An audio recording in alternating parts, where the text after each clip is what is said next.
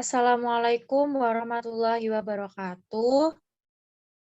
Kami dari kelompok 3 akan mempresentasikan tentang analogi dan tipologi ilmu mantik. Yang beranggotakan saya sendiri, Sukma Ayu Devia Pliani, NIM 058, dan Indah Zakia Rifani, NIM 064.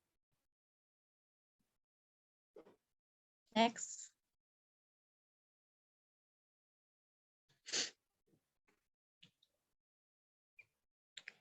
Analogi ilmu mantik. Analog dalam bahasa Indonesia ialah kias. Dalam bahasa Arab, kasa, mengukur dan membandingkan.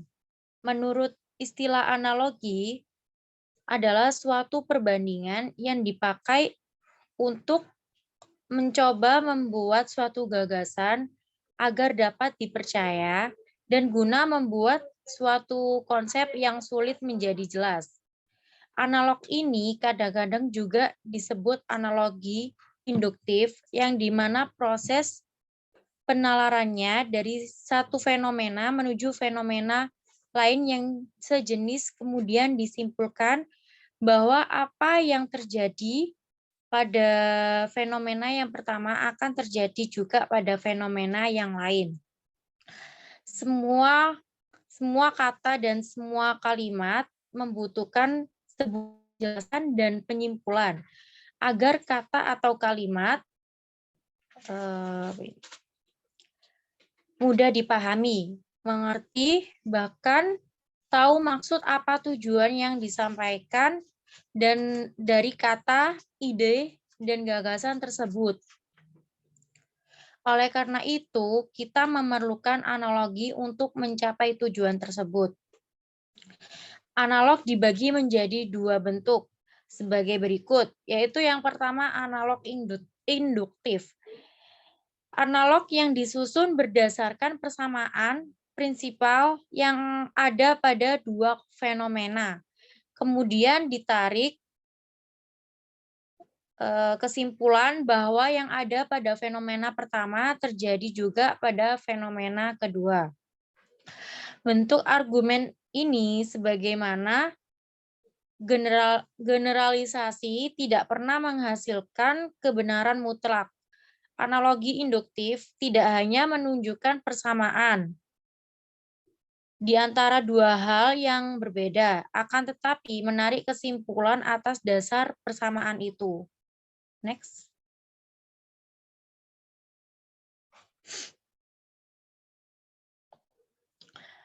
Contoh analogi induktif.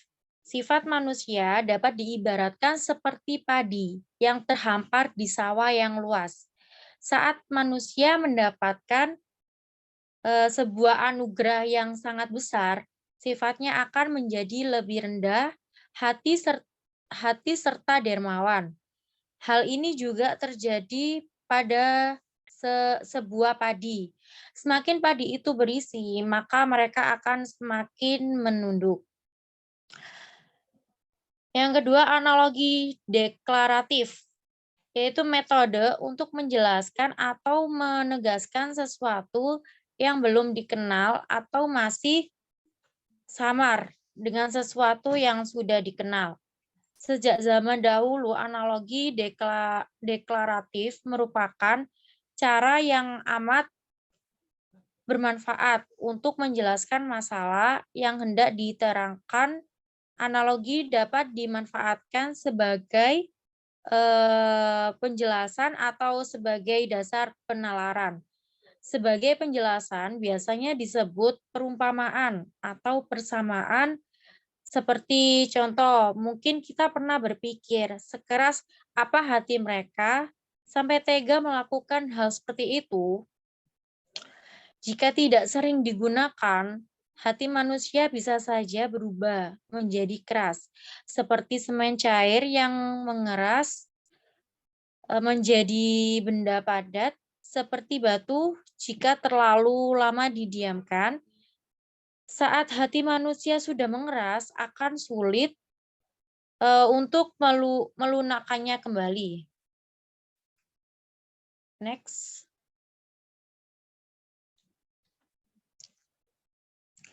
Untuk mengukur derajat keterpercayaan sebuah analogi dapat diketahui dengan cara berikut ini. Itu sedikit banyaknya peristiwa sejenis yang dianalogkan, semakin besar peristiwa sejenis yang dianalogkan. Semakin besar pula taraf kepercayaannya. Contoh, suatu ketika Umi makan di warung si A dan ternyata Umi kecewa dengan masakannya yang tidak enak. Maka atas dasar analog Umi menyarankan kepada kawannya untuk tidak makan di warung si A. Analog Umi menjadi semakin kuat ketika Nisa juga merasakan hal yang sama, dan analognya menjadi semakin kuat lagi ketika semua temannya juga mengalami hal yang serupa. Yang kedua, sedikit banyaknya aspek-aspek yang menjadi dasar analogi, yaitu contohnya seperti tentang sepatu yang telah kita beli pada sebuah toko, bahwa sepatu yang baru saja kita beli akan awet dan enak dipakai karena sepatu yang dulu dibeli di toko yang sama juga awal dan enak dipakai.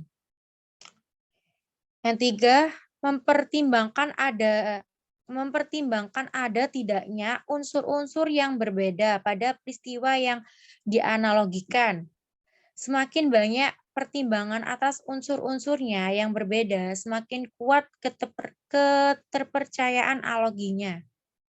Yang terakhir yaitu relevan dan tidaknya masalah yang dianalogkan.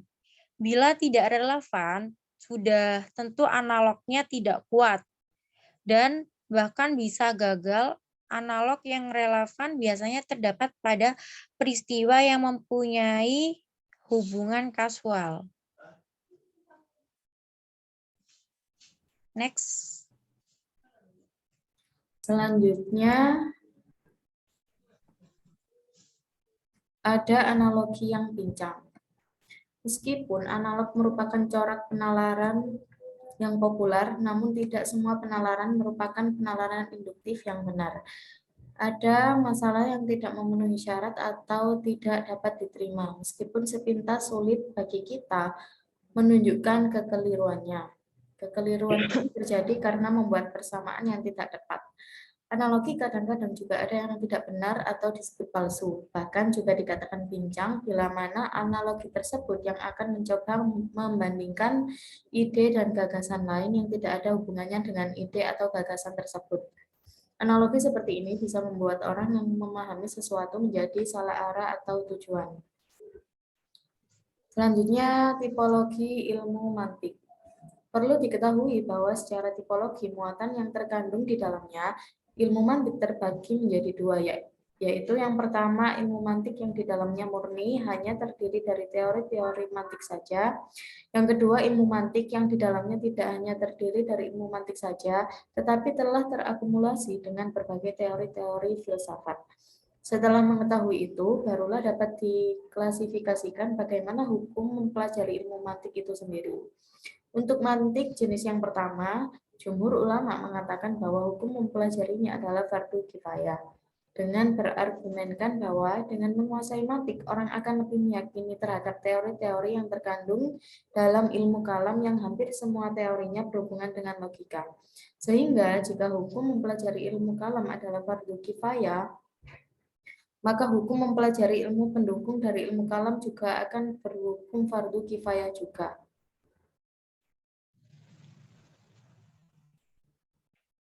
Sedangkan untuk ilmu mantik jenis kedua, para ahli berbeda sudut pandang dalam perihal hukumnya.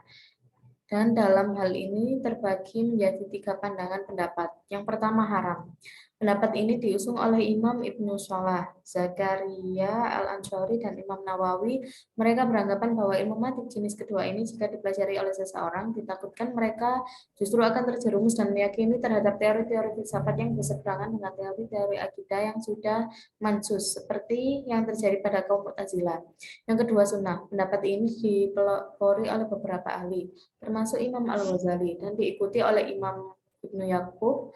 Beliau mengatakan bahwa orang yang tidak mengetahui mantik ilmu-ilmunya tidak bisa dipercaya, karena kebenaran dari suatu ilmu menurut beliau tidak akan ditemukan tanpanya. Yang ketiga, mubah. Pendapat ini adalah pendapat yang paling sering dipakai oleh ulama masyhur.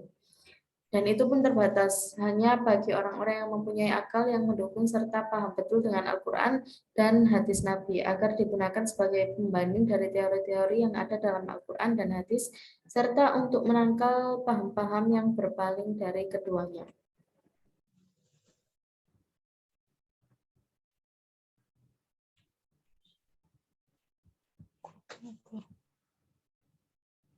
Sekian presentasi dari kami. Apabila ada kesalahan, mohon maaf. Wassalamualaikum warahmatullahi wabarakatuh. Wabarakatuh.